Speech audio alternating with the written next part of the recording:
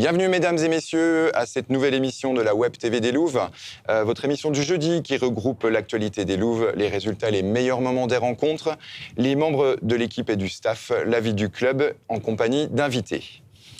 Dans cette émission, beaucoup de choses à voir cette semaine. Nous allons bien évidemment parler de la première journée de championnat élite qui a eu lieu ce samedi au Palais Omnisport Joseph Claudel.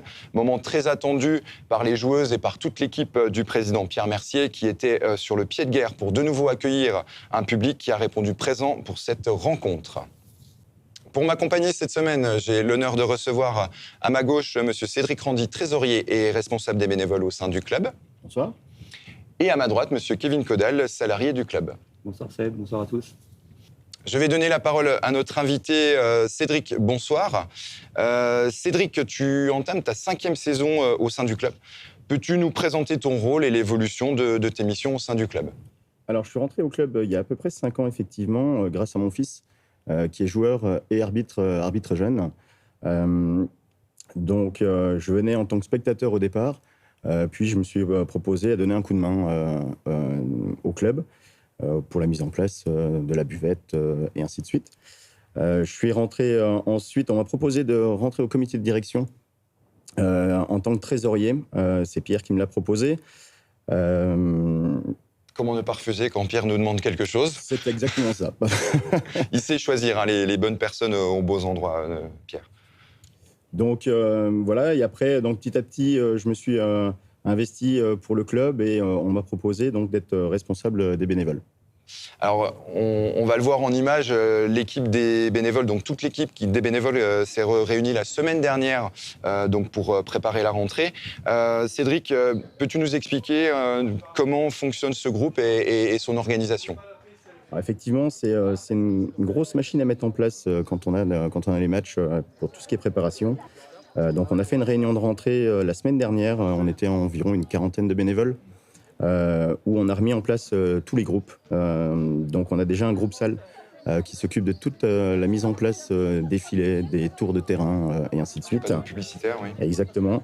On a un deuxième groupe qui va s'occuper de toute la partie entrée, donc l'accueil du public, que ce soit les VIP, les clients qui ont un abonnement. Et l'ensemble du public. Un troisième groupe qui s'occupe de toute la partie buvette. Très importante, la partie buvette. Et on a eu pas mal de monde, effectivement, ce week-end. Et un dernier groupe, le groupe boutique. D'accord, oui. Qui s'occupe de proposer, effectivement, donc, tous les vêtements aux couleurs du club. Qu'on peut vendre au public. Donc voilà, on l'a dit, la partie, tout ce qui est billetterie, accueil du public, c'était quelque chose qui n'avait pas eu lieu sur la fin de saison dernière avec les huis clos, en fait. Effectivement, on était un peu frustrés l'année dernière avec cette période de Covid où on n'a pas pu accueillir notre public. Et ce week-end était vraiment très intéressant de retrouver tout le monde. Voilà, c'était un match de recyclage pour l'accueil du public et tout ça. Sachant que, même avec les matchs à huis clos, tous les bénévoles du club étaient quand même invités à installer au moins la partie du terrain avec filet et à quand même assister en tant que privilégiés quand même aux rencontres à huis clos. J'en parlais il y a quelques instants, donc le public était de retour. As-tu des chiffres à nous donner, un retour sur les résultats de la billetterie pour cette première rencontre ? Ils ont vraiment répondu présent. Donc ce public, on était environ 600-650 personnes ce week-end. Pour un premier match, on ne pensait pas peut-être avoir autant de personnes, mais on était vraiment très fiers et très contents de les recevoir. En ayant fait les commentaires avec Janina sur ce match, on a pu vraiment se rendre compte de l'engouement et de la ferveur qui était sur cette rencontre, et on était vraiment contents. Qu'est-ce qui a été mis en place en plus pour pouvoir accueillir de nouveau le public dans les meilleures conditions ? La chose la plus importante qu'on a mis en place, c'est le pass sanitaire qui nous a imposé pour pouvoir rentrer et assister au match. Donc, on a fait un partenariat avec la société SGS Sécurité et le lycée Jeanne d'Arc de Bruyères pour l'accueil du public avec donc, le scannage du pass sanitaire. Et une fois rentré dans l'enceinte du Palais Omnisport, on pouvait enfin enlever le masque et pouvoir encourager les Louves. Oui, donc on sait que le lycée Jeanne d'Arc propose une formation en sécurité et en accueil du public. On se rend compte que c'est une sacrée machine à mettre en place, cette équipe de bénévoles, et une gestion à avoir. Et puis on sait ô combien la place des bénévoles est importante dans la vie du club. Ce sont des personnes qui donnent énormément de leur temps. Effectivement, c'est vraiment important. Les bénévoles, sans eux, on peut rien faire. On peut vraiment, ça marche pas du tout. Et là, on peut que les remercier, les féliciter du travail qu'ils ont donné, qu'ils ont fait samedi. Et le temps qui passe pour la mise en place. Ouais, il n'y a pas que le match, il y a toute la préparation sur les 2-3 jours qui précèdent la rencontre. Très bien, merci beaucoup Cédric. Nous nous tournons maintenant à ma droite avec Kevin. Bonsoir Kevin. Dis-nous en quoi consiste ton rôle au sein du club. Bonsoir Sébastien. Donc effectivement, pas mal de petites choses au niveau du club. Donc je suis forcément entraîneur, c'est mon métier. Secteur jeune, donc principalement, voilà, donc avec l'école de volley, donc les M11. Et puis les M13 filles principalement, et puis les M13 plus globalement avec la section sportive du collège Souhait.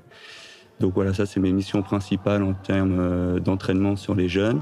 Et je suis en plus adjoint de Manu sur les filles avec l'équipe élite, dont je fais aussi les statistiques et les préparations de matchs avec les vidéos. Ça fait 2 ans donc, que tu es au club.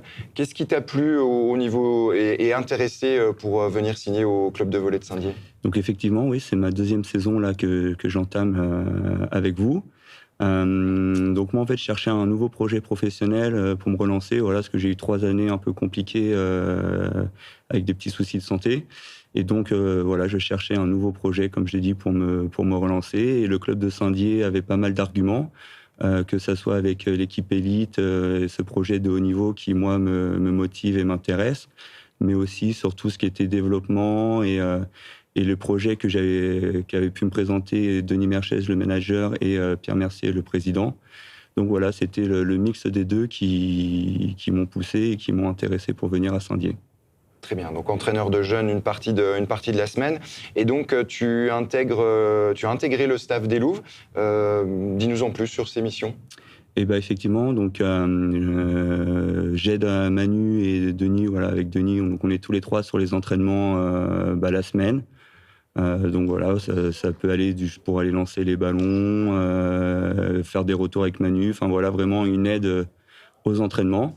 Et après, moi, j'ai des missions beaucoup plus spécifiques, donc sur la préparation des matchs, avec tout le domaine de statistiques, de prise vidéo, que je donne à Manu, que je donne aussi, voilà, aussi bien pour avoir des retours sur nous, sur ce qu'on fait, voir les choses, mettre en image avec les chiffres et ce qui se passe réellement, et également sur la préparation des matchs pour préparer les échéances. Donc c'était un peu ce poste-là qui était vacant ou qui n'était pas créé par Manu dans ce staff. Alors effectivement, ça, avant de m'arriver, c'est quelque chose qu'il n'y avait pas du tout au niveau du club.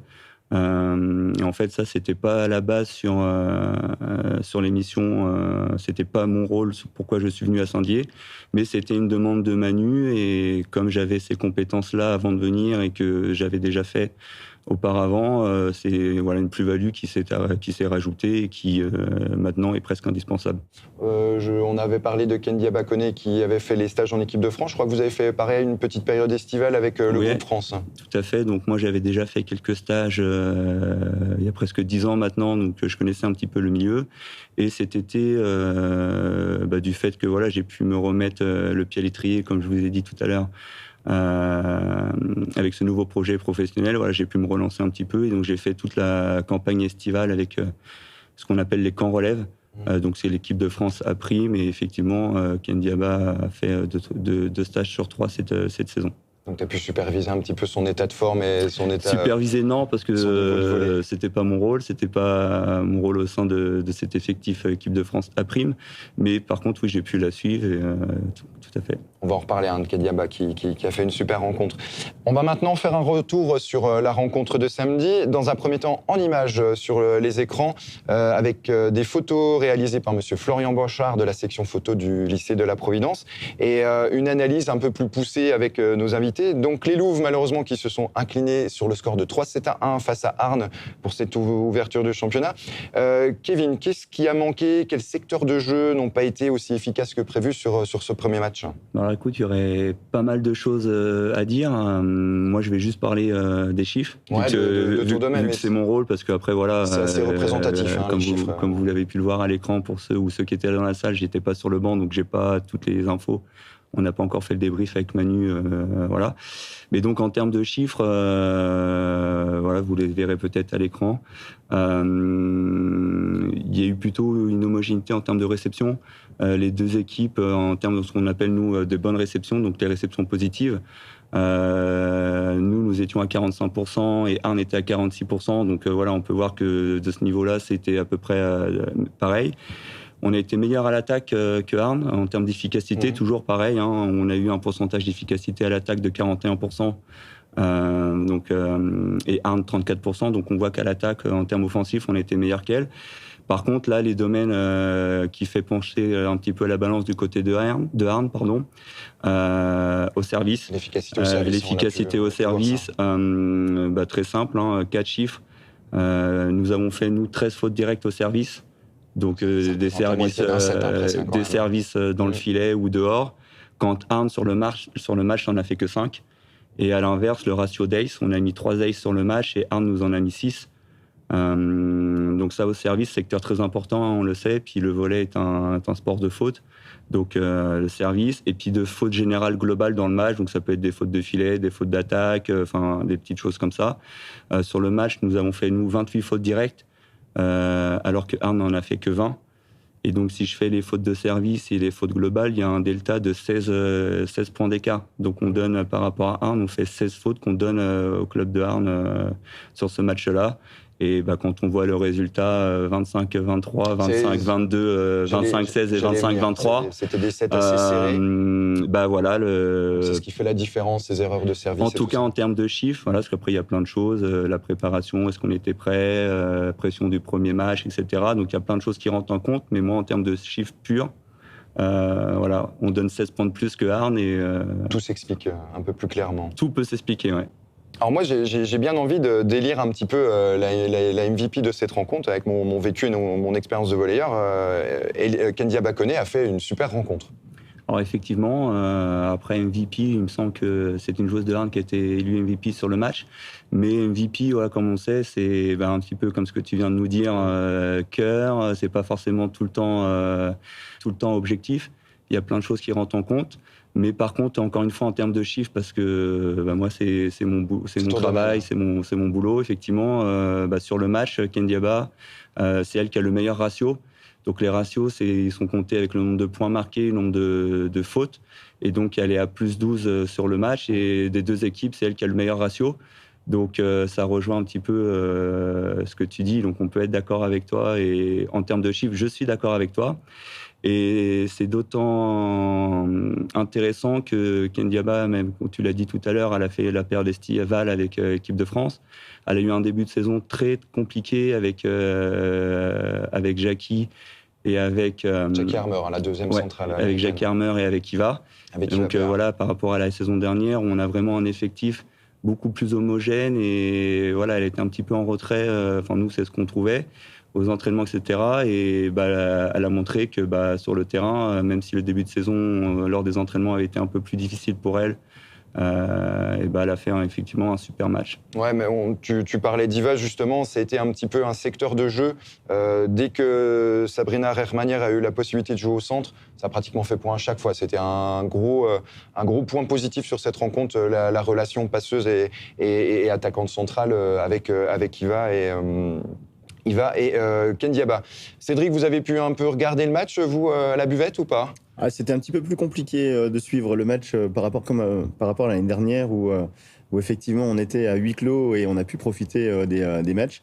Là, on a eu un public qui était quand même très souvent aussi à la buvette. On a eu du monde tout le temps, quoi. Ouais, c'est ça. Votre match à vous, pour pouvoir servir tout le monde, a été très âpre, j'ai l'impression. C'est ça.